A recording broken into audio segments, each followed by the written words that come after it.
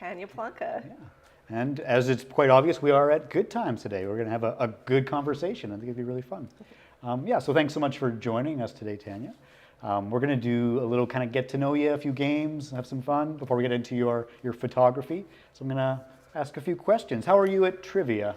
Pretty bad. Great, perfect. That's the answer I like. Simple, easy questions. We thought it'd be fun because we're here in Lethbridge to do some trivia about Lethbridge and see what you know. Okay. We'll find out. So we're going to go back to the beginning of when Lethbridge first became a city. So Lethbridge is named after A, Sir Alexander Galt's niece, B, William Lethbridge, the first president of the Northwestern Coal and Navigation Company, C, the High Level Bridge, or D, a bridge in North Yorkshire, England. B?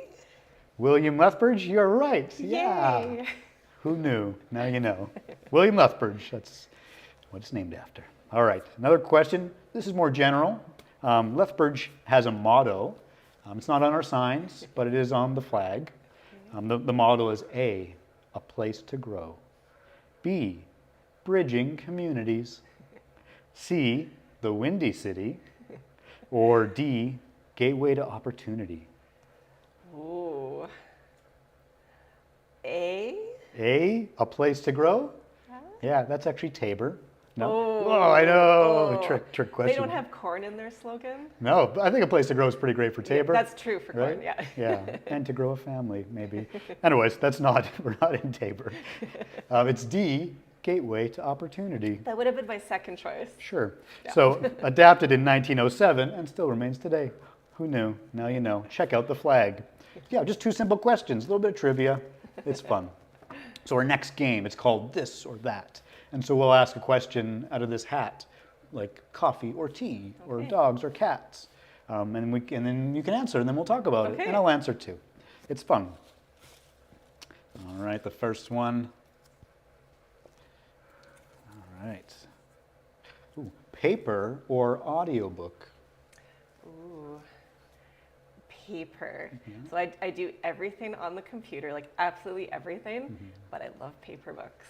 And I'm old school, I have a paper planner. Me too. Yeah. Well, and what do you like about the paper books? It's easier on the eyes, and it's just satisfying to turn pages. Right? I feel the same way. I feel like, it's more tactile. Like you can just, you know where you are. And yeah. The only time I would, do an audiobook if driving somewhere, that's nice. But I do find that I really retain more and I enjoy it more when I'm sitting with a good book. Definitely. Good answer. There's no wrong answer, but that was a good answer. All right. Actually, how about you pick one? All right. Out of the hat. Okay. Fly or drive? Obviously it depends where I'm going. I would probably say generally I like to drive. I kind of like to enjoy the journey and the scenery and the road trip. Unless it's a very far distance, I'd probably choose to drive. And yourself? Well, I kind of wish we could do like Star Trek, beam me up and just get to places. I don't like the traveling to places, I like the being there. So I guess fly, but I like the driving experience too. Okay. I like driving for fun too. Fair enough, yeah. If you've got to get somewhere, flying can be good. Yep.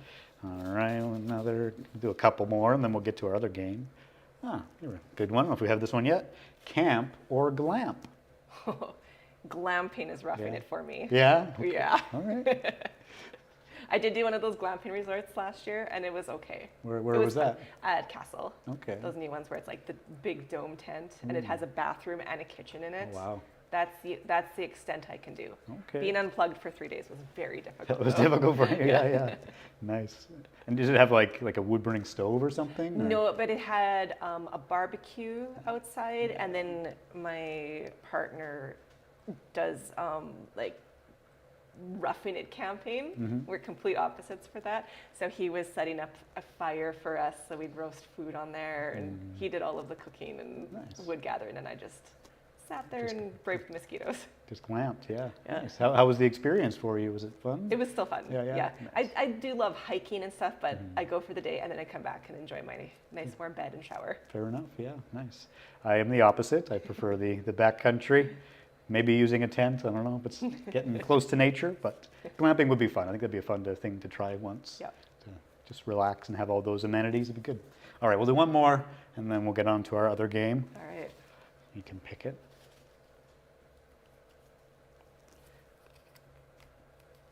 Ooh, bury or cremate? Oh, okay. Is it for yourself or for other people? Yeah, I don't know. If you have a body you need to get rid of? Yeah, I did not think of that. I would say for myself, I think bury generally. Yeah, I've donated. Sounds like I've donated my body to science, so they're gonna just use the parts however they want. Yep. I'm also like really interested in like green burials or other kind of alternative burials.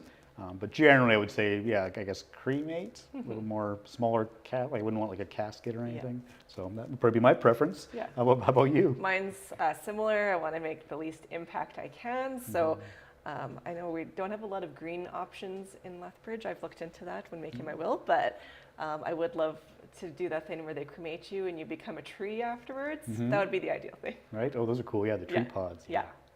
Nice. I should get a will. Anyways.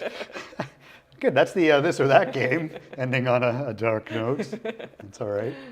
All right, so the next game, this is this tumbling towers you may see here, and each piece here has a number on it, and that just corresponds to just an open-ended question, like, what's your perfect day look like? Something that you can just answer with, that's not a this or that one. Yeah, and do you know the rules of the tumbling tower? Yeah, just can't do the top three. And we should be fine. So yeah, go ahead, you can pick a number, and then I'm going to find the corresponding question to stimulate some conversation. Okay, 3. 3, all right. What is your favorite film? Oh, I just knew you were going to ask me that, and I never have an answer ready for that. Like one that comes off the top of your head. It has to be like your all-time favorite. Okay, so, well, I would say like I have a top 2. So that would be, this is like, I sound like such a scene kid from the 2000s, but Nightmare Before Christmas is the one I can watch a million times over. Great. And I like spooky things, and it's not that spooky, but I like that stuff. And then for a movie adaptation with Nicolas Cage. I'm not sure if you've seen I that have one. not. I know of it. But yeah. It's really good. He plays twins in it, and it's bizarre, and it's about the experience of creating when you have writer's block. And it's the movie really looks in on the creation process, and it's very self-aware, and it's hilarious, and highly recommend that one. Nice, I will check it out. Yeah. Nice, yeah. I think for me, the first 2 that come to mind, like I remember a movie I saw years ago, Memento, Christopher Nolan's Memento. I remember that film was like, what did he just do? Like just how he was using film to like tell that story in such a different way. For me, that was just kind of blew my mind. And the other one that just comes to mind recently, have you seen the film Remember? I have not. Yeah, it's like the character, he's a Jewish person, and he's like looking for Nazis, but he's like in his 80s. It's like this like very different, like what does that look like when you have like borderline dementia, and it's like getting confused, and yeah, really, really good film. I would probably check that out again. Enjoy that one. Nice. All right, my turn. Oh, that actually, oh no, I don't want that one. This table's very wobbly. Right? That is very true, yeah. Oh, down here. I think you're the first person to actually put the towel back on top. Most people, those are the rules. Right? Those are the rules. 16. Who is someone who inspires you? And could be in your life, could be someone in society more famous. Yeah. Anyone who you kind of look up to? Okay, he'd be so embarrassed, but I'll say my partner, because he's very self-doubting, but he's such a kind person. Like, he's always trying to help people in need, and it encourages me to be a better person. And I know I encourage him to be a better person, so it's this really nice cycle we have going on. And nice. Oh, great, that's lovely. Yeah, nice. Yeah, I think for me, something I probably haven't talked about is I live in an off-grid tiny house that I built myself, and for several years we lived on a farm just east of Coaldale, and the owner, he's 87. And we lived there, and yeah, so mid-80s, still farming. I helped him with seeding and harvest and doing odd jobs, and just to see someone so mobile and so just kind of like, it was just kept him going farming. It was just really amazing to see someone in their 80s be that full of life. So really, he does inspire me. Go Dwight. Yeah, great. All right, I guess it's your turn to pull a tile. It has never fallen yet, so just so you know. Oh, But this table, I mean, this is a bit of a unfair. 24. 24. What have you tried that scares you? Anything that you can say live? I'm not a big risk taker, Okay. so maybe some of the hikes. Yeah, I guess some of the hikes. So I am very scared of heights. I kind of get like vertigo sensation, and I've been pushing myself to try slightly harder hikes in the last while.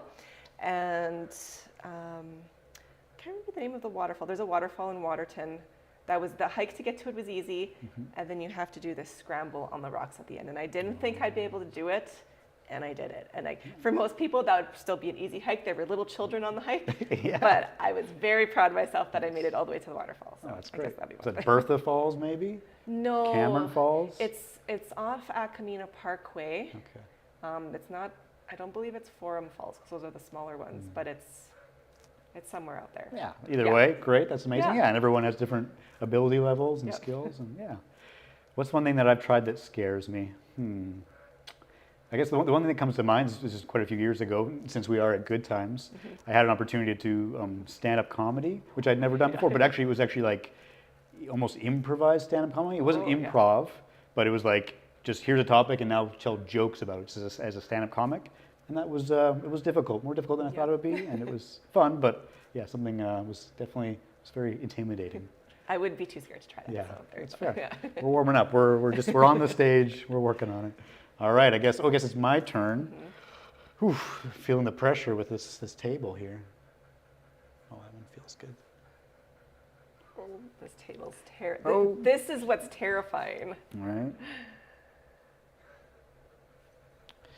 All right, number 10. This is an easy one. What's your favorite season? Spring. Yeah. Why is that?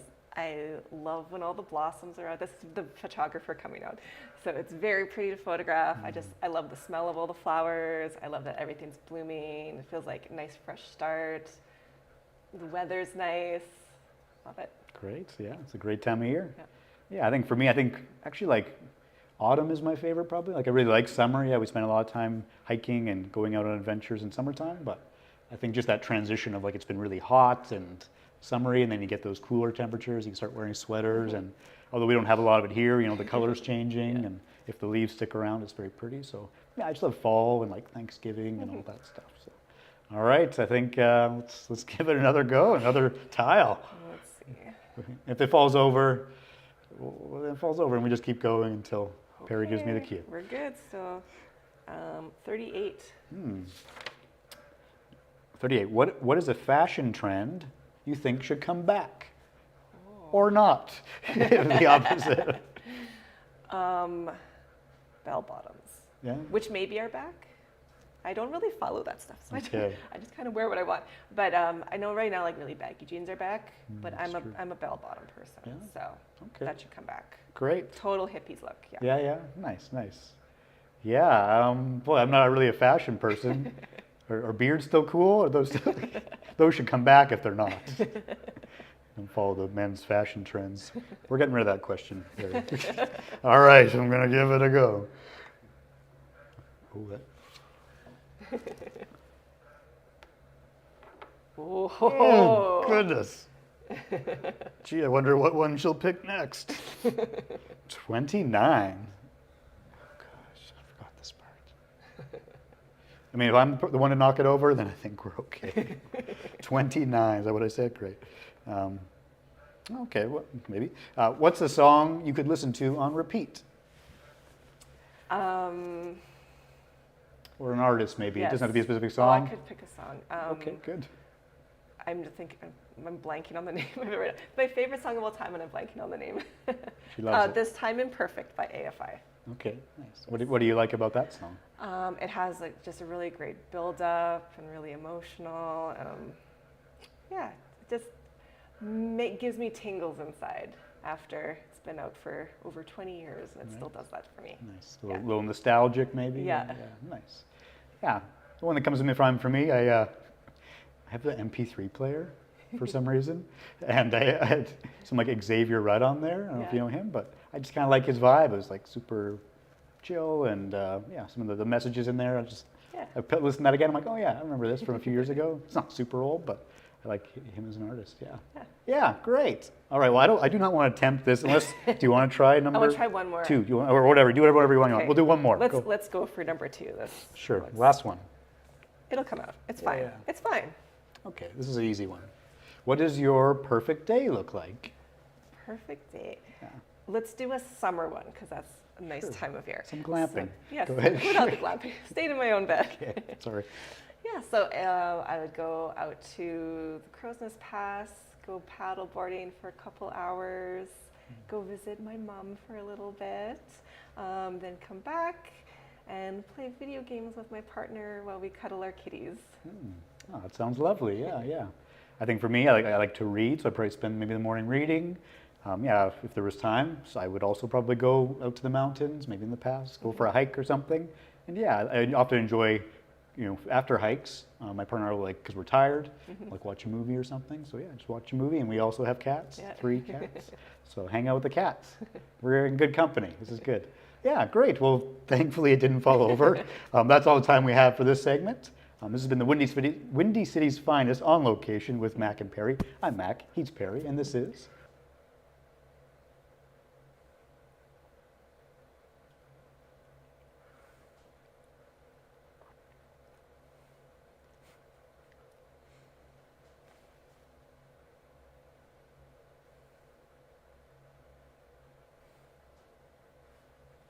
Hello and welcome once again to the Windy City's Finest on location here at Good Times. I'm Perry, he's Mac, and this is... Tanya Plonka. Yes, and thank you so much for taking the time to sit down with us and talk. And I'm super excited to dive into our next segment here about your artistic practice and your journey so far and where you're going and what your hopes and dreams are. And yeah, I think I usually just like to start pretty broad and just like tell me about your kind of what it is you do. All right. What do you do? So I like to tell people I do photographs as long as there are people or pets in them. People or pets? I don't do landscape. I leave that to the experts for there, but I'll see a beautiful landscape and think that would look good with a person in it. Interesting. Yeah, so commercially I do a lot of weddings. That's my passion. I do a lot of families. I do grads, kind of all that standard stuff, headshots. I really love doing pets, so I do any types of animals. I include them with the people or on their own.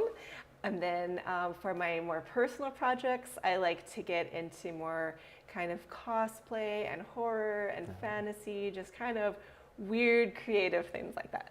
That's wonderful. That's wonderful. And where did your photography journey start? Did it start with pets? Did it start with people? Did it start with cosplaying? I think the farthest back I remember, it started with candy, actually. So oh, wonderful. I would always steal my mom's camera when I was a child, and I would, if I got any kind of interesting candies or gummies, I would arrange them in certain ways, and I would steal the camera and take photos of them. And my mom was not too happy with that because film cost money back then. Right, yeah. But I had to do that, and I love photographing our pets. I always had pets growing up, loved photographing them. In high school, I was getting into it a bit more. I joined Yearbook just to take some photos for it. So I would go around. We actually had a digital camera then. It was in 2002. So the very early digital cameras. Nice. So it only hold like 10 photos at a time. So I did that. And then once I got to university, I got my first proper digital camera, and I just started taking photos all the time. So I would go to concerts all the time, take photos of bands at bars, and the love just grew from there. That's really wonderful. I'm just super curious. Have you taken pictures of candies since then? I probably Yeah, probably? Okay, I've done food photography, so I'm sure Okay. candy has been a part of it. Yeah. Wonderful, wonderful. Yeah, and I loved what you shared about seeing a landscape and thinking about adding a person or even an animal. And, Yeah. I know that you have pets yourself. Yes. Cats, right? I have 2 cats. 2 cats, what are their names? So we have Anyong. Anyong. Everyone always asks, he's named after the kid in Arrested Development. Okay, yeah. Just because, Anyong means hello in Korean, so we didn't know what to name him for a week. and I just kept saying hello every time I saw him. Yeah. And then one day I clicked, and he started responding to Anyong immediately. So we knew that was the name. That's beautiful. Yeah. I love that. So he's a big, fluffy, like 16-pound orange cat Oh, with big personality and very smart, and Nice. he rules our lives. And then we have Misha, who's our very, very petite, almost 19-year-old cat, Oh, wow. who is the sweetest kitty in the whole world. No one will ever replace her, but Yes. yeah. Aw. So she's doing pretty good for being 19. Yeah. Yeah. No, that's wonderful. And then you said you grew up with pets too. Yes. Yeah. And so, can you tell me about the last like animal photography session that you did? What was that like? So I'll do the last two. So Yeah. one of the last ones, I do a lot of work for animal rescues. So there was a foster puppy here in Lethbridge needing a home. All of his siblings and mom had been adopted, and he was still looking for a home. So that one was through ARCS out of Calgary. I do a lot of work for them. So they always do like nice photo shoots of the dogs. Their technique is we don't want to do necessarily all the sad stories. We want to show happy photos of the animals so people can picture them in their homes as part of their family. So that's the goal with that. So we got really cute photos of him playing and all that. And then one of the last ones I did was an end of life session for a dog. So people know their dog's been diagnosed with something. This dog had, I think, heart failure. So we did a photo shoot with his two humans, and they had two dogs. So did a really nice photo shoot with all of them together to get him while he still had energy and was feeling good. Yeah. Oh, that's really beautiful. And my next question is just like, what do you get out of these sessions? I mean, it might seem obvious, but I don't know, maybe not. Like, what does it mean to you to be able to do those sessions and offer that to people? Well, it's such an important part of their lives, and I want to make sure they have good memories of that, because so many people I hear, they mean to do, say, family photos, and then grandpa gets cancer and passes away unexpectedly, and they never got good photos together. So for me, that's really important. And I grew up with, my mom took lots of photos of us, so I have more photo albums than I know what to do with, but it's nice to have all those memories of everything, and I want to share that with other people. Yeah, I'm hearing, that's the memory is that kind of big idea that I'm hearing there. And then like, what about your last kind of human photography sessions? What were those like? So my last like very commercial one was a really cute family. They did Christmas pajama photos at their house. So did it in front of their Christmas tree in their fireplace, and all the kids had matching jammies, and that was really fun. And then one of the last kind of more creative / personal ones I did was for a friend who she's studying crystal healing. So she wanted to do kind of a very magical themed photo shoot. So I came up with a bunch of ideas. So she brought all of her crystals along, and we did it in the river bottom, and just like did like floating crystals, and like I made a crown of crystals for her, and we put her in the river even though it was really cold out. So fun stuff like Lots that. of blankets. Yeah. Lovely. Yeah. Nice. Yeah. I guess my next question is just around like, what do you get out of getting to meet people? And it sounds like obviously some friends and loved ones get roped into it sometimes. Yeah. Maybe you could speak to that. But especially strangers, what does it mean to you to get to photograph strangers that you probably wouldn't meet otherwise? Like, It's just really interesting to be a part of people's lives like that, especially for weddings where I've maybe met them once before, and now I'm in all of these really intimate moments with them. It just feels good, like you're so trusted. And I like seeing the parts of people that they hide from others. So most of the people are just seeing them at their ceremony and when they have their public face on, but I'm there when they're stressing out about getting dressed, or when they're having like intimate moments with their partner. And I just love seeing the human condition like that. Yeah, and getting to kind of capture that. And it sounds very vulnerable. And so I don't know if you have any more thoughts on that, the whole vulnerability aspect of it. And I know in your bio you mentioned making people feel comfortable and like easy in front of the camera. What can you share about that? How? Yeah. How do you do that?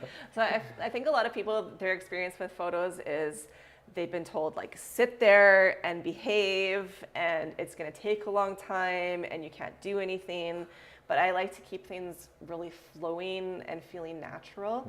So I work fast, which is honestly partly like an anxiety thing. I do have anxiety, but it makes me work fast and that helps people. So it's funny, like being anxious puts people at ease in that way. But yeah, I go through so fast that people don't really realize what's happening and then it's over before they know what has happened to them. Right. Yeah. Right. Yeah, and I imagine, I mean, what comes to mind for me, that whole anxiety part, which is totally valid, is that idea of being trusted.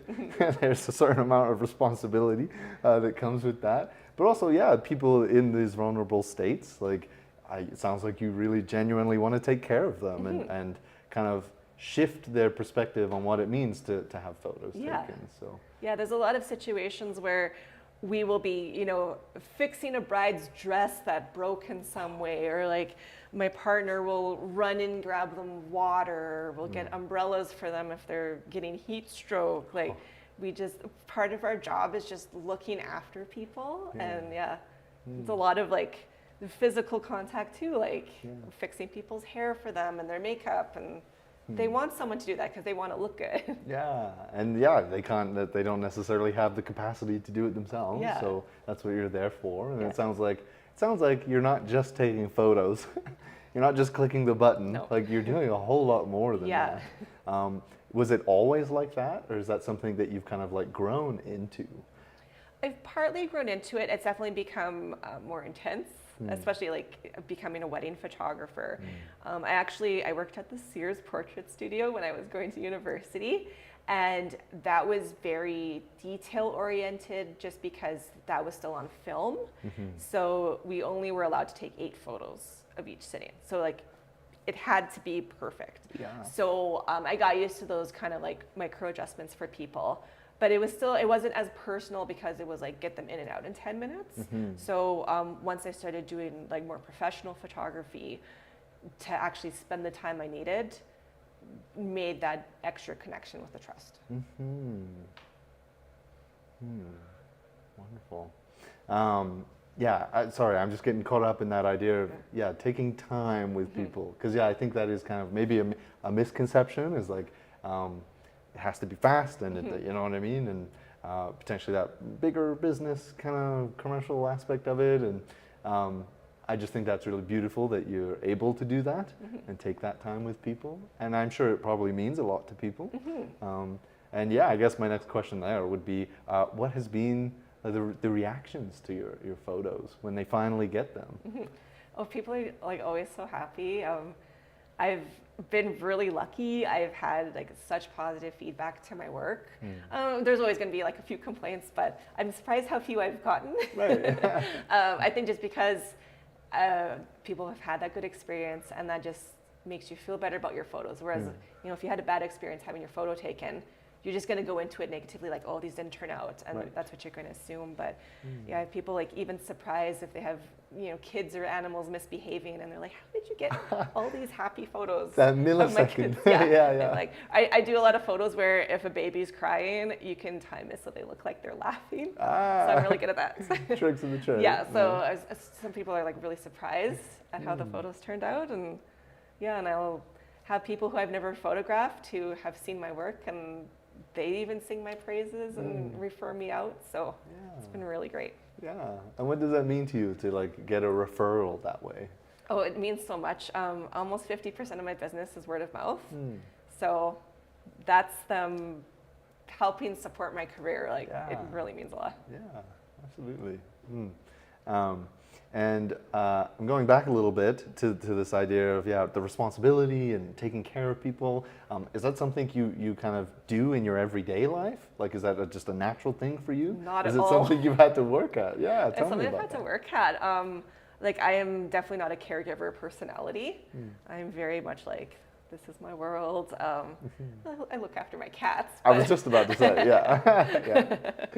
But like, I don't know, there's just something when I'm behind the camera, it's like a different part of my personality comes out. And then I want people to feel at ease. Like, because I'm very introverted actually, and when I'm doing photos, I become a lot more extroverted. Yeah. And I really love the wording that you chose there of a different part of your personality comes out. Not that it's a different personality entirely, Yeah. it's in there, Yeah. right? I really appreciate that. And then I don't know if you have more to share about that. It's all good enough. That's probably good. Yeah. And yeah, like more introverted versus extroverted. And I think, I know that like if I'm in front of the cameras, like there's a lot going on in people's heads, I imagine. And so taking that off of their plate, as it were, is probably part of your job there to make them feel at ease. So. Yeah, you know, a lot of people are very uncomfortable having their photo taken, and especially it's a big thing with mothers that they're usually the ones taking photos of their kids, and they're never in the photos. So for them to hire me is a really big deal. And I just want them to feel comfortable and feel beautiful. Yeah, absolutely. And what is that? I'm just trying to get a picture now of like coming into a session potentially of that, and I think there's something in what you're speaking to there about, you know, mothers that are always behind the camera, kind of not taken for granted maybe, but they're putting in the work. And so what does that mean to give back to them and make them look beautiful, like you say? It's just like I get so much of a reward for seeing them at ease. Like there's still going to be their stress of them wrangling their kids and everything. But I think one thing I do that really helps is I take full control at a photo shoot. I don't say, oh, just go over there and do something. Like I tell them exactly what to do. I tell them where to sit, where to put their limbs and everything. And I think that helps put them at ease because that's one less decision they have to make. Usually they're making all the decisions for their family, and now it's like they're just being told what to do, and that's so easy. Yeah, no, wonderful, wonderful. Very cool. And yeah, I'm jumping all over the place today, so thank you for going with me here. And you spoke a little bit to kind of how you started taking photos, but I'm just curious, when do you remember like the moment you decided I'm gonna be a photographer, or has it just kind of happened? Yeah, no, there was a moment. So I went to university, the U of L, University of Lethbridge, to do the new media program. So I'd always done creative stuff. I loved drawing when I was a child. I loved taking photos with my mom's camera, but I was very computer savvy. So I thought new media was perfect. I was either going to do website design or 3D animation because I really was interested in that. And I made it about a year and a half in. In the meantime, I got a job at the school paper, the Meliorist, as the entertainment editor. So I was going to review all these concerts, and I was just bringing my digital camera with me and photographing all these bands. And I was getting a reputation in the music scene for, oh, she's coming to our shows, can you please take our photos and put them on your website? And all the bands were asking me to come see them. And I was just so passionate about doing it. And I wasn't really liking the program. Like, no dig on the program, it wasn't for me, especially 3D animation. That was not my calling, I found out. That was the worst class I had for everything. So I think it was about 2 years in, and I just had this epiphany where I'm like, photography is the only thing that I'm confident in for my skill level, and I'm building this reputation. So with basically no warning, I went to my academic advisor and I said, I am switching. And she was like, do you want to think about this? And I was like, nope. So I dropped a bunch of classes. Like I did all this within 24 hours.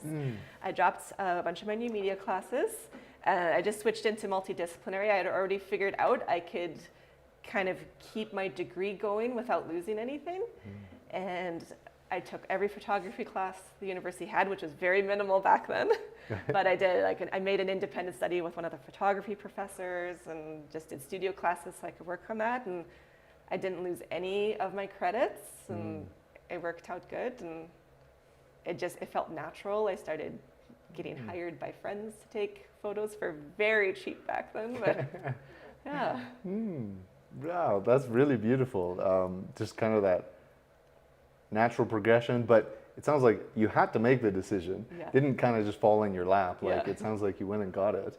And so that's awesome. And I'm also really curious about using different, using film versus digital, And then you also have spoken a few times to that idea of like spending all your time at the computer. And so I'm curious about that. But let's start with using like film and digital and those different options and your experiences with those. So film for me has always been kind of more of like a creative personal thing. So I started, like I said, with my mom's film camera, but it was just a point and shoot. It was like you put the film in and you take it to get developed. In high school, I got to try black and white developing for the first time. Okay. The cameras were old and did not work very well, and we were like in grade 9, so the photos were not good quality. But in university, I did all the blackroom or darkroom black and white photography courses, and I liked doing it. The chemicals were not for me. I developed a really bad cough the whole time I was there. It was fun.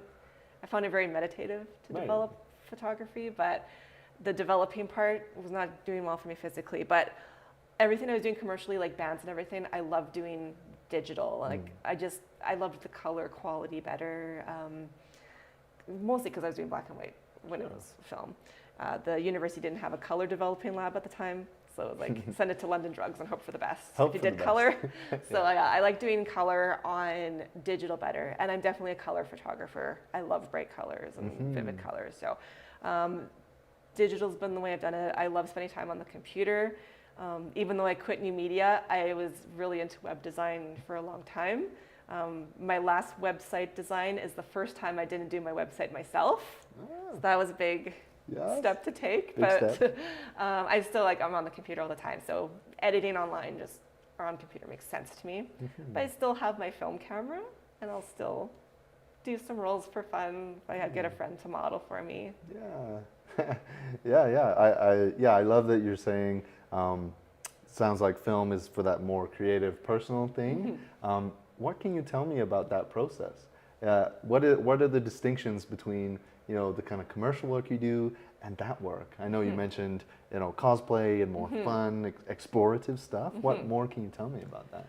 It's a lot slower. So when I do commercial work, I tend to go fast because I've been doing it for almost 20 years now. So it's natural, and it goes fast for me. I know what poses to do. I don't have to think about anything. I don't have like a list of poses. It's just all in my head.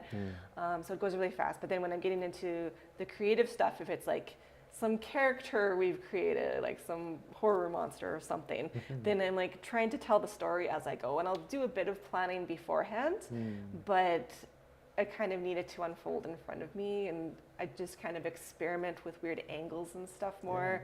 And stuff doesn't work, so then you try something else. So for commercial work, I do like what's safe, and I know it's gonna work. I don't want people to be uncomfortable when I'm like, ooh, that sucked. Like I have to be careful not to say that. Totally. I have to watch myself because I still will do that for weddings where I'm like, ooh, that didn't turn on. They're like, it's not you guys, it's me. I love that idea of honesty that you're talking to. And also that idea of failure, but I feel like oftentimes there gets a bad rep. But I feel like you need to fail in certain ways. What can you tell me about failing, as it were? Like it even feels wrong saying it, because in my mind it's like you're still taking a step forward by taking that photo that didn't quite work. And what more can you tell me about that? Well, one thing I encounter a lot is, say I'll be going through a wedding afterwards, and I see how I could have made the photo better, but that's only when I'm editing it. It's too late now. I see that every single wedding, every single photo shoot. I'm like, that photo would have been better for this. But then I bring that with me to the next photo shoot. I'm like, okay, now I can experiment a bit and see if I can capture what I had in mind for that. And that's how I've improved as a photographer. So it's hard to get through that regret of each photo shoot where I feel like, oh, I let them down because this photo could have been so much more amazing. And they still think it's amazing. They don't know that I'm at home going, oh no, I ruined it. And like, what do you do specifically? Is it just like a mantra, or you just have to keep reminding yourself that you have the next one and that they will enjoy it still? Or how do you? So I first think, okay, they'll be happy with these photos, especially if they've never had professional photos done. Like I'm like, this is probably the best they've ever had. So Even if I feel like I did like an 80% job, it's going to be 100 to them. And then I just try to really focus on where I feel like I could have improved a specific photo. And I carry that in my mind for the next few months maybe. And maybe it'll be 5 photo shoots later that I actually, in the moment, remember to try it. And then it might not work. Yeah. So I just keep trying until it does work. Yeah. Awesome. Yeah, it sounds like one step in front of the other.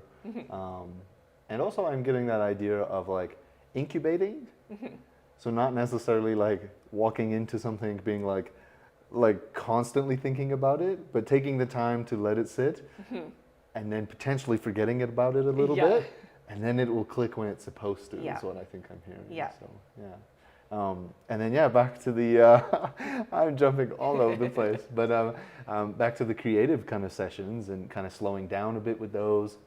It sounds like they're typically with friends. Usually, yeah. Or with someone who does modeling as like a hobby or professionally. So they're used to being asked to do weird things and sit around. And, and then when you were talking about that, there was that idea of letting it unfold as you go.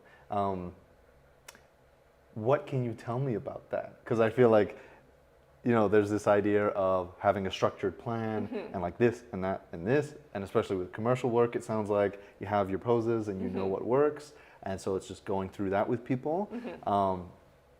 What can you tell me about the unfolding as you go? How do you navigate that? So a lot of it is I just see things. It's kind of hard to explain. It's how I was saying, like if I see a nice landscape, I'm like, that would look good with a person there. That's just how I see things. I didn't start out this way. This definitely developed as I've done photography more and more. It's not something I've consciously worked on, but it's just happened where I'll just see a spot of light, then like that would be beautiful for a photo, and then if I have a person, then I will put them there. So that's kind of how the creative ones work out, where I have a rough idea where I want this environment for them, and I will take them there, and then we'll just kind of see what happens. Like I'll see a branch that frames them nice, like that's a big one. I'll go to the same location 50 times, and on the 51st time I'll see the trees make this weird shape that I never saw before. So it kind of just depends on the context of what I'm photographing, whether I see that or not. Yeah, I think that's really beautiful, because I think that, especially here in Lethbridge, we have the coulees, and I think that nature it changes. So over the course of 50 sessions, it's actually the same spot is probably going to change quite a bit, I would imagine. I noticed that for my commercial thing. So I have photographers in Lethbridge love the logs in the river bottom. Yes. So I have my logs I use, and then I'll come back and be like, who moved this log? And I'm so offended by this. And then other times, like the city will cut down a tree I love because it's diseased. Like there's been a few spots like that where I'm like, oh, one of my favorite spots is ruined. I don't even take photos there anymore because this tree framed it and it's been cut down. Or the snow breaks some branches that framed a nice animal path. Like a lot of the animal runs are really nice to fit little kids in and stuff. And then the trees break and it's gone forever. So it changes a lot. So I just kind of, even though my commercial work is more planned, I'm still seeing things as I go and kind of improvising along the way for what's going to work. And what does that mean to like kind of live and work within nature like that? Because it sounds beautiful to me, and I'm curious what that means to you to have that relationship with like the valley bottom. I really love it. People always ask me, why don't you have a studio? And it's because of that. A studio is boring. It's always the same. I don't feel like I can be as creative there because, I mean, I could try to think outside of the box, but there's only so much you can do in that box. But the nature is always changing. So even though I'm kind of following this cookie cutter for my commercial work, every session is still going to be different because I'm dealing with different groups of people and they have a different relationship with each other, and the environment looks different every time. Even the leaves change color different ways and the wind blows things different ways. So it always gives me that creativity for every photo shoot to have it constantly changing. And it just feels good to be out in nature and see all the animals and stuff. Yeah, not everybody gets to work out in nature Yeah. and be like, I'm at work right now. Not everyone has screamed when a pheasant has jumped out of the bushes at them during a photo shoot, which has happened more than once to me. Amazing. Yeah, no, that's really beautiful. Yeah, kind of that relationship with nature and getting to change and shift and how that impacts your practice. I think that's amazing. Yeah, and I had a question in there and I've slightly forgotten it. We'll move on and come back to it if it comes back. Okay. If it comes back, it was meant to be. And yeah, I want to kind of dive into the business side of your photography a little bit. When exactly did you start your business? The business of? Yeah, so when I finished university, I was working at a photo studio that doesn't exist anymore, but I was there for about 2 years. And then they decided they were going to downsize, and because it was a husband and wife team, and they hired me when they had a baby. So they decided they were going to downsize, close their studio, and just move back into their home. So I got laid off. So I was like, okay, this is the time to do it. Because I had been doing some photos for friends at the time and getting paid a little bit for it, but everything else was through the studio. But I had started getting a reputation of being their photographer, so I had done weddings at this point and kind of gotten clients. So it was in, I think, 2008 that I started my business officially. So I went and but like registered my business name and everything, and that's kind of when it officially started. So, and I did get a day job. But I was doing my business full time, so it was like 2 full-time jobs for a few years. It was a little intense, but I built up a really good client base in that time, and a lot of people. In the meantime, the other couple had moved to Calgary, so any of our old clients just found me, remembered my name, and it just grew from there. Nice, that's wonderful. And the question came back to me, and it was that idea of working within the box, but there's only so much you can do within that. And so it sounds like, you had very fortunate opportunity to kind of learn the skills with others and potentially some guidance there. And then you were able to kind of break out of that and start your own thing in 2008.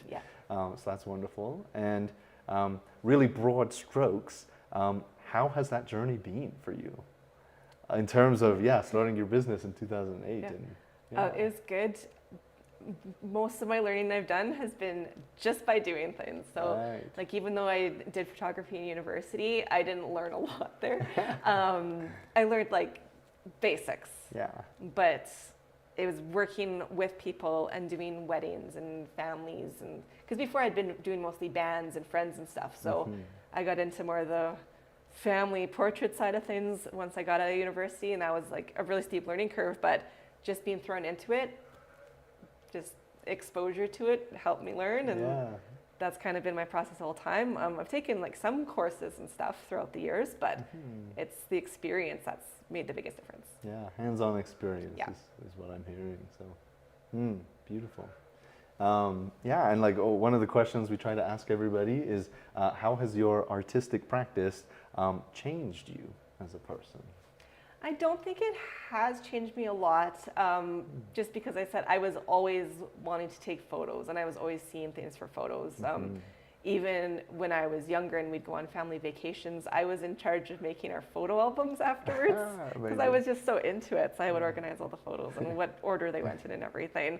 And I think the only thing that, like I said, has really developed is that I see photos more than I used to, and it's hard to turn that off. So like, it's just such a part of me now. And sometimes I wish I could turn it off, because I'll be like, oh, I wish I had my camera right now and a model, but I'm on vacation. Oh, wow.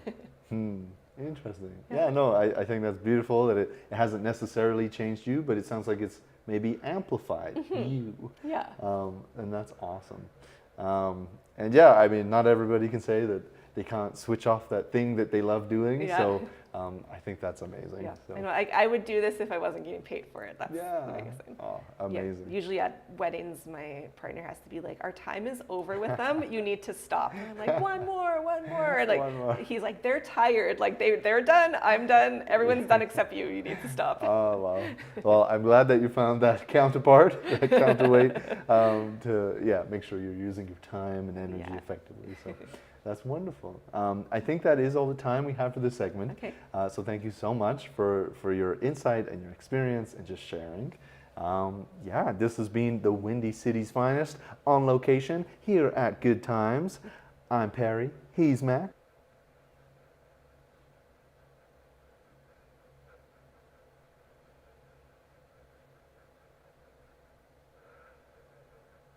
Welcome to the Windy City's Finest on location at Good Times with Mac and Perry. I'm Mac, he's Perry, and this is Tanya Plonka. great. All right, Tanya. So we're back, and we talked about your photography journey and why you became a photographer and all those great things. But of course, photography is about pictures. So we got to see some pictures. Yes.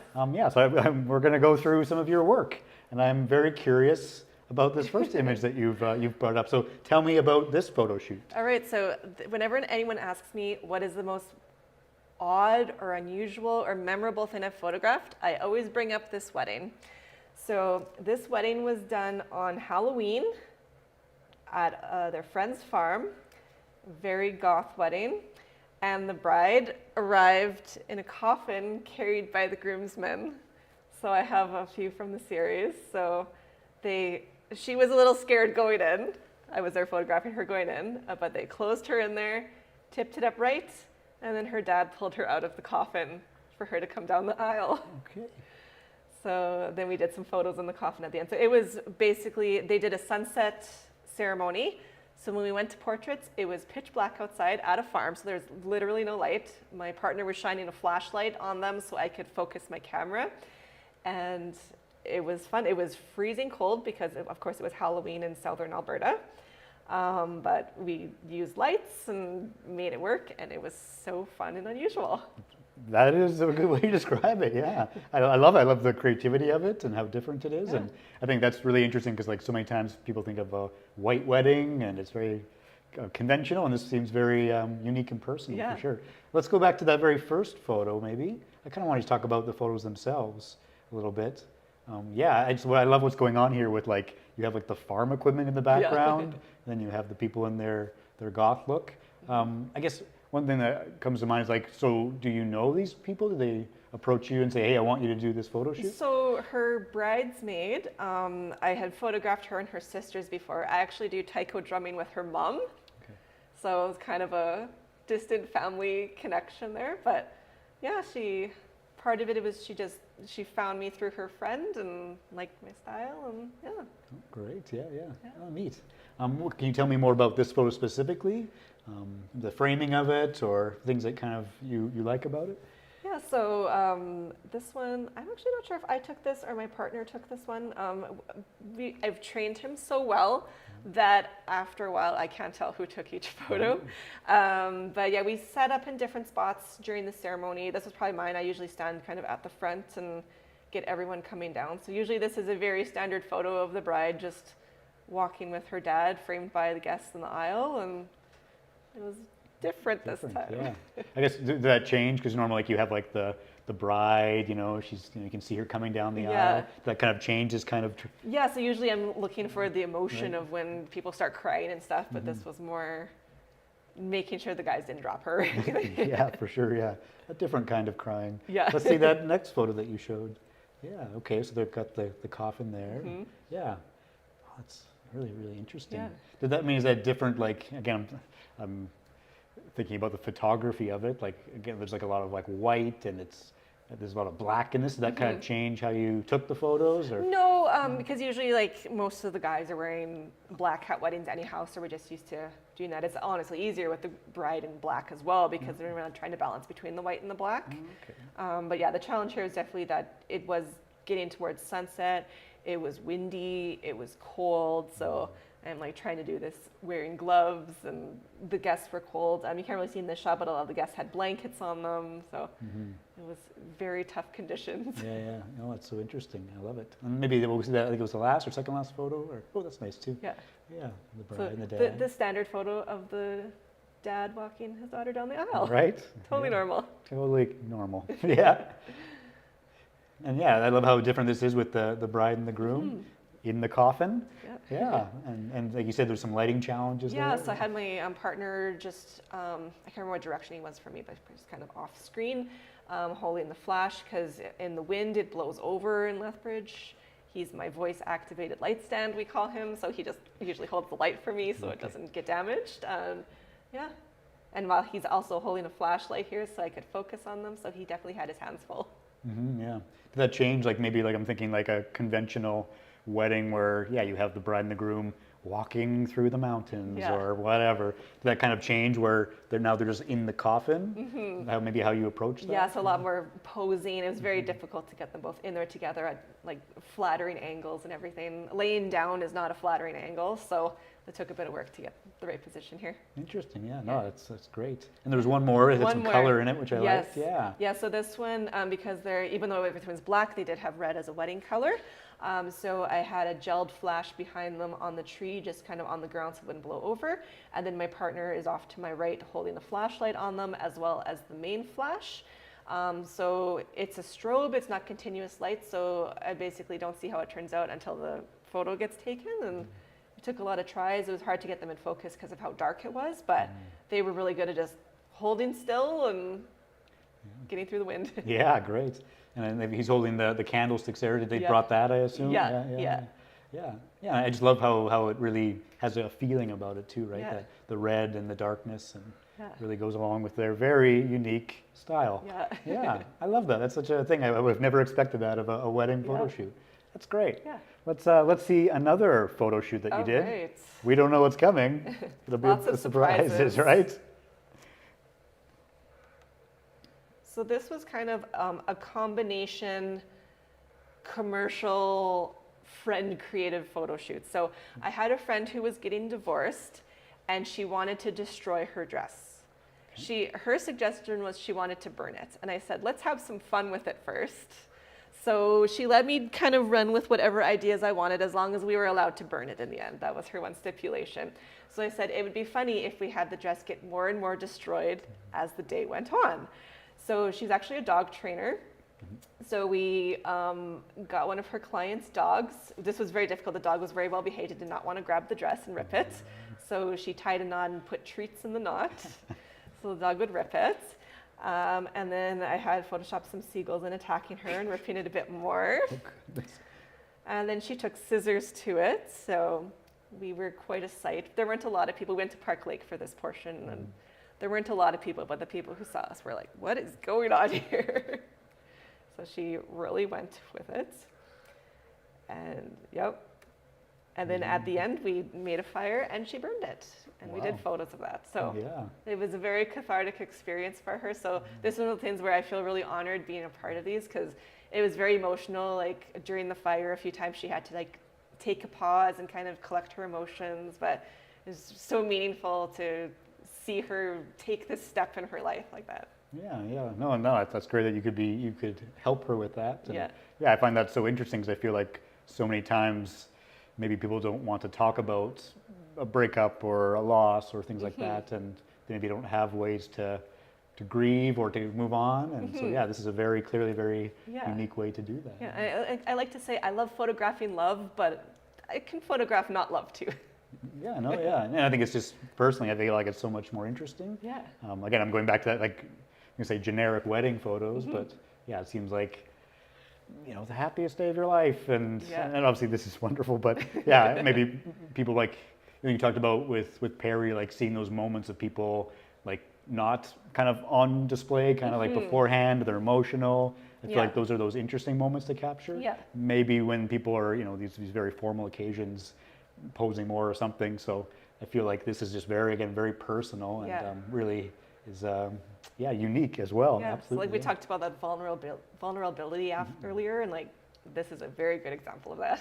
Absolutely, And kind of like over the day, did you kind of sense a change in her, kind of as she was going through that process? Like it was kind of like before the dress was getting destroyed, it was like, oh, this is funny. Like it was hard to get her acting scared as things are attacking her because she was laughing so hard at the dog and everything. And by this point it was, so much more emotional that it was easy to capture that. Nice. I know you said like not many people were around, like, but like, did anyone like see her beforehand in the wedding dress and like think she was getting married or something? I don't think too many people commented on that, but we were definitely, when she was in her lingerie, we were trying to send people away as we walked far into where it was closed so we wouldn't get an audience, but Sure. people were walking by and she'd put her robe on and be like, you guys need to go somewhere else. Yeah, I bet. Yeah, yeah. Definitely don't want other people in those photos. Yeah. Oh, that's great. Yeah. Oh, I love that. Is there anything else you wanted to tell me about the photos, technically, or? No, Yeah. this was pretty standard. It was more about what was happening in it than anything like creatively for that. Yeah, it feels like very much like telling a story, right? Yeah. These photos. Yeah. Yeah. Oh, I love this. This is Yeah. great. Now I want to find it. Let's go again. I want to see another photo Another shoot. And surprise. find out what's coming.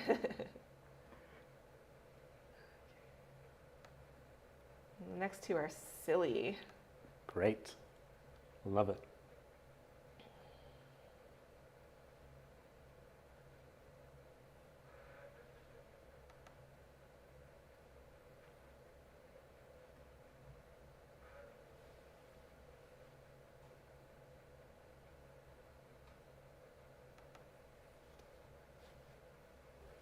You spent all your money on the cameras, not the computer? Yeah, I spend it on my desktop computer, not my Okay. laptop. Sure, yeah. I don't edit on this. Yeah, that's fair. It's going to take a while to get your trying. photos too. Yeah. It's all good. My main computer is set up for gaming, so it's actually well, fast. sure, of course. Yeah, yeah. Oh, come on.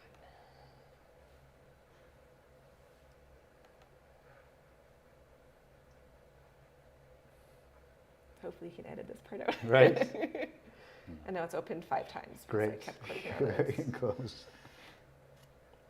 All right. All right, so- tell me about this photo shoot. Okay, so this is so fun. This isn't totally an original idea. I have to give credit where it's due. One year I did see someone made a pink ghost photo shoot, but they barely did anything with it. I'm like, come on, you guys can be more creative than that. And when I think of pink, I think of a local makeup artist we have, Cat Panic, just to name drop here, who does everything pink. Like, she is known for being pink. She has pink hair, everything.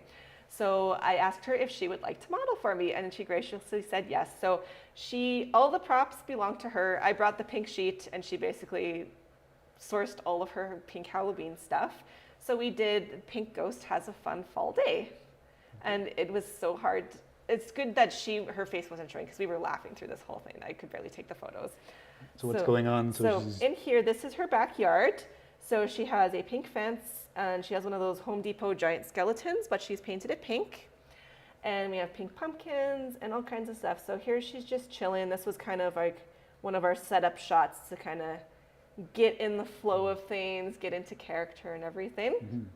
And then we started going on adventures. So still some in her yard, just interacting with some of the props she had, nothing too crazy. We had a pink Starbucks cup for her ghost enjoying, it's a nice fall day. You needed some coffee. Some more in the yard. And then we went out on an adventure. So this was, I like finding colorful walls in Lethbridge. So this was a very good one. Where's this wall?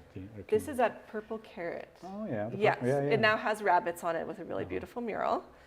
But back then it was just solid purple, so it worked with the pink. So And is that a prop lolly? that's her Yeah. lollipop that she puts out for Halloween, as you do when you're Cat Panic. This is a mural on Sisters Pub downtown. This is one of my favorite murals in the city. This was basically an excuse to just go and look at all the nice murals in town. Yeah. So this is her missing her ghost taxi, I guess. So she's running with her suitcase. So I was just trying to think of what funny things could a ghost do. So this is one of those ones where I try to tell the story as I go. So I didn't really know what I was doing when we started out. And I just got there and she said, these are the props I had. And I came up with stuff on the spot for them. Nice. And then again, enjoying a nice fall day with her ghost coffee again. And then I love the trope of the ghost hitching a ride and pulling up the sheets. So we had to do that too. Oh, nice. Yeah. So I love, when I said I like doing spooky stuff, it doesn't have to be scary. I just like cryptids and things in regular portrait situations. So I tried to make this a regular family photo shoot like I would do, but with a pink ghost instead. Yeah. No, I love it. It's again very creative, and yeah, I love those different nods to different things. And Yeah. yeah. Yeah, and I guess you talked about like you're telling that story and figuring it out as you go along. Yeah. Yeah, what was that like? It was more just like play then for this It kind was of photo so shoot? much play. Yeah, Yeah. yeah.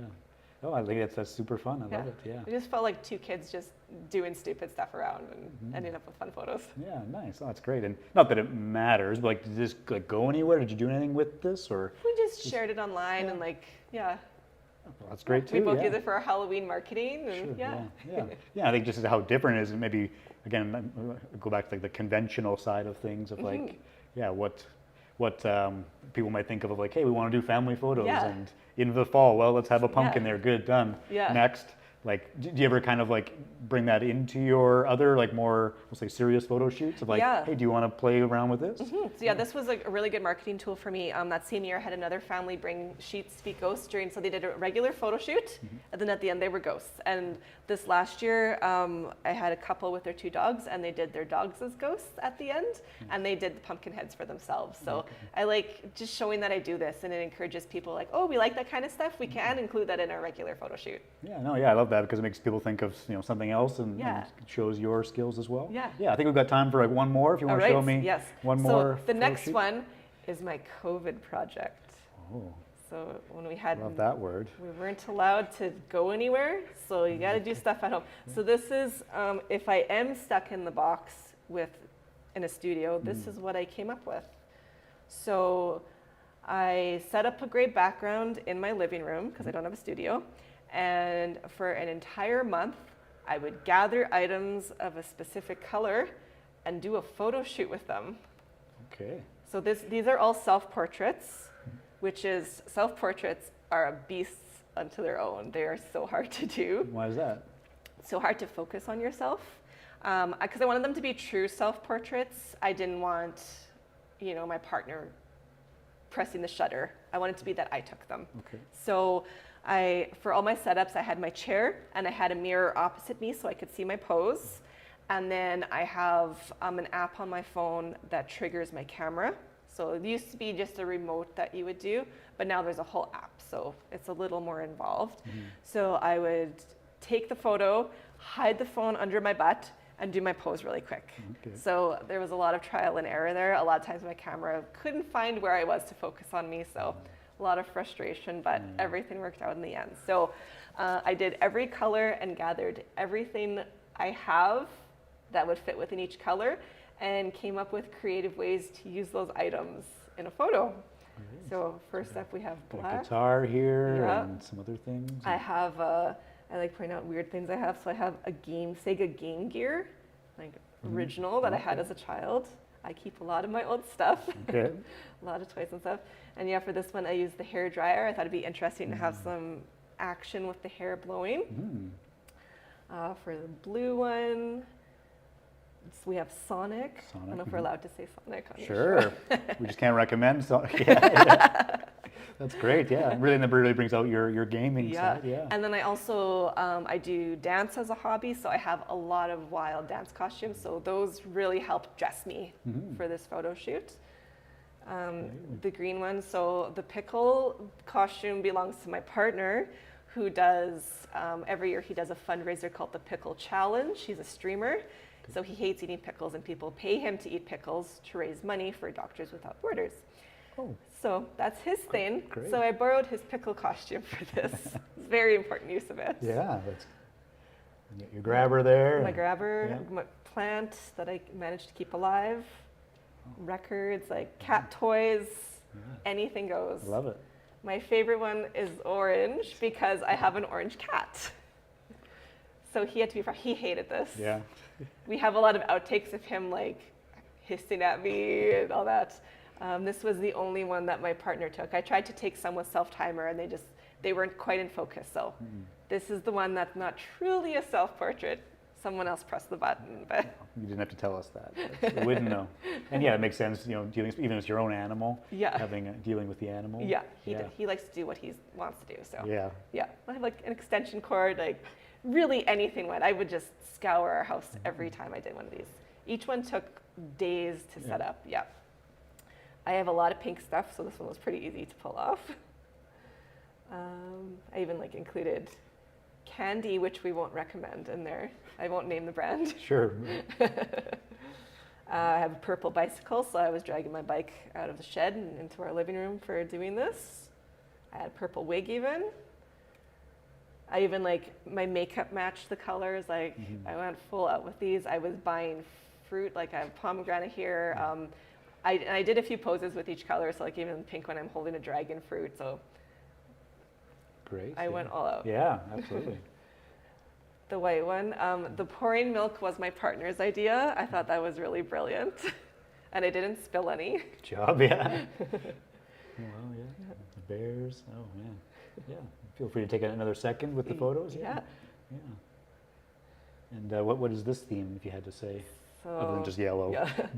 I'm seeing a snake. Kind of, yeah, just, I don't know. This one felt the most eclectic to me. Like I had the badminton racket and the snakes and ladders board. I did a few, I had some yellow sunglasses I wore on some of the alternate ones and holding the badminton racket. And those ones were fun. And then I love zebra print. I used to have zebra print car seats. I was kind of known for that. I still have a little zebra in my car, but I have a lot of zebra things as a result. So I figure zebra is a color, right? Sure, yeah, yeah. Yeah. So I did that too. Yeah. And that's the the last one, yeah. Wow, that was really, really neat. Yeah, that's, and I think, a really great use of maybe a time where you, again, said you couldn't go out, a lot of people were just, not having fun inside, but clearly you had a lot of fun. I had a lot of inside. fun. I was doing dances. It was great. Yeah, this is a very creative use of that time. So yeah, really appreciate you showing us your very creative photo shoots. Thank you. Yeah, I think that's all the time we have for this segment. So this has been the Windy City's Finest on location here at Good Times with Mac and Perry. I'm Mac, he's Perry. And one last time, this is Tanya